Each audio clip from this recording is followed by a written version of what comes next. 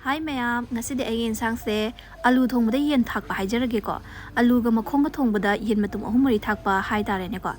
Ado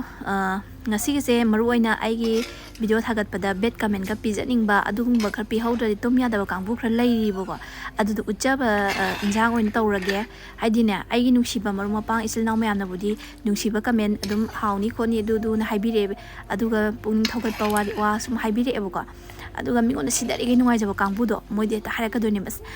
alu thongda yen thai nengi de mawa sulok da kalak sadan tawjaina natra friend mya